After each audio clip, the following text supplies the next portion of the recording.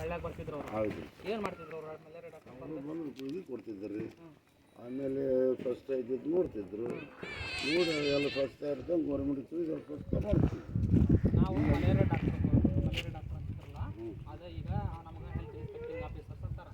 ನಾವು ಯಾಕೆ ಬರಾಕಂತೀವಿ ಅಂತ, ಒಂದು 10 ವರ್ಷದಿಂದ ಇದ್ದಾಗ ಯಾರೂ ಮಲೇರಿಯಾ ಡಾಕ್ಟರ್ಗಳನ್ನ ತೊಗೊಳಕ್ಕೆ ಹೋಗ್ತಿಲ್ಲ. ಹಾಗಾಗಿ ನಿಮಗೆಲ್ಲ ಈ ಥರ ಪರಿಸ್ಥಿತಿ ಬಂದಿದೆ. ನಾವು ಮಲೇರಿಯಾ ಡಾಕ್ಟರ್ ಸಿಗ್ಲಿ ಅಂದ್ರೆ ಏನಾಕೈತಿ, ಪ್ರತಿ ಗಟರ, ಪ್ರತಿ ನೀರಿನ ಬ್ಯಾರ್ಲು, ಪ್ರತಿ ಎಲ್ಲಿ ನೀವು ಸೊಳ್ಳೆಗಳಾಗುವ ಅಡಗುತ್ತಾನಗಳ ಬಗ್ಗೆ ನಾವು ಹೇಳ್ತೀವಿ.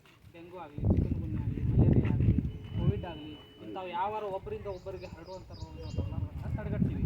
ಸರ್ಕಾರಕ್ಕೆ ನಾವು ಕಣ್ಣು ತೆರೆಸ್ಬೇಕನ್ನೋ ಉದ್ದೇಶದಿಂದಾಗಿ ನಾವು ಮಲೇರಿಯಾ ಡಾಕ್ಟರ್ಗಳು ಹಳ್ಳಿ ಒಳಗಿದ್ವಿ ಅಂದ್ರೆ, ಈಗ ನಮ್ಮ ಅಜ್ಜನ ಥರ ಹಿಂದೆ ನಿಮ್ಗೆ ಮಲೇರಿಯಾ ಡಾಕ್ಟ್ರಿಂದ ಏನೇನು ಉಪಯೋಗ ಆಗಿತ್ತು? ಎಲ್ಲ ಉಪಯೋಗ ಆಗ್ತಿತ್ತು ನೋಡ್ರಿ. ಸಣ್ಣ ಮಕ್ಕಳಿಗೆ ಏನಾರ ಅದ್ರ ಇದು ಕೊಡ್ತಿದ್ರು, ನೋಡ್ತಿದ್ರು. ರಕ್ತ ತೊಗೊಂಡು ಹೋಗಿದ್ರು ಅವರು. ನಾವು ರಕ್ತ ತಗೊಂಡು ಈಗ ಯಾರು ಬರ್ತಾರೆ? ಯಾರು ಒಬ್ರು ಸನಿಹ ಕಾಯ್ದು. ಈಗ ರಕ್ತ ತೊಗೊಂಡು ಹೋಗಕ್ಕೆ ನಾವು ಹೆಲ್ತ್ ಇನ್ಸ್ಪೆಕ್ಟರ್ಸ್ ಬರ್ತೀವಿ. ಮನೆ ಮನೆಗೆ ಬಂದು ರಕ್ತ ತೊಗೊಂಡು ಹೋಗೋದಾದ್ರೆ ಇದೆಲ್ಲ ಮಾಡ್ತಿದ್ರು ಮುಂಚೆ ಅವರು. ಮತ್ತೇನು ಮಾಡ್ತಿದ್ರು ಅವರು? ನೀರು ಸ್ವಚ್ಛಾಲಯ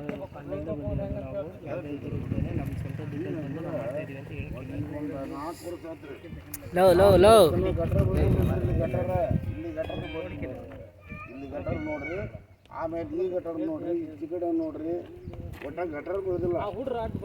ಹೇಳಕ್ ಹೋದ್ರೆ ಏನಂತ ಲೇಬರ್ ಇಲ್ಲ ಕೆಲಸ ಮಾಡ್ಸಕ್ಕೆ. ನಾ ಏನು ಮಾಡಲಿ ಅಂತಾರೆ. ನಾ ಏನು ಮಾಡೋದು? ಹಿಂಗಾದ ಉದ್ದೇಶಕ್ಕೆ ನಾವು ಬಂದೀವಿ. ಈಗ ನಿಮಗೆ ತೊಂದರೆ ಆದ್ರೂ ಒಂದ, ನಮಗೆ ತೊಂದರೆ ಆದ್ರೂ ಒಂದ.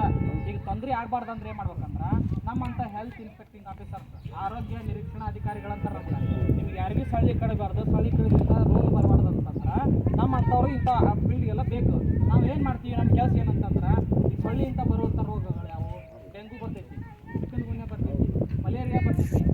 ಹಿಂಗತೆ ರೋಗ ಬರಬಾರ್ದು ಅಂತಂದ್ರೆ ನೋಡ್ರಿ, ನೋಡ್ರಿ ಕೈ ನೋಡ್ರಿ. ಹಾಂ, ಇಲ್ಲಿಗ ನೋಡ್ರಿ ಈ ಥರ. ಹೌದ್ರಾ? ಇಲ್ಲಿ ನೋಡ್ರಿ ಕೈ ನೋಡ್ರಿ. ಹೌದ್ರಾ?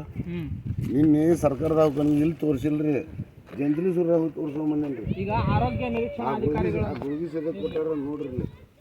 ಅಲ್ಲಿ ಹೋಗಿ ತೋರಿಸ್ಕೊಂಬಂದೇನ್ರಿ. ಗುಳಿಗೆ ಸದ ಕೊಟ್ಟಾರ. ಹೌದ್ರಿ?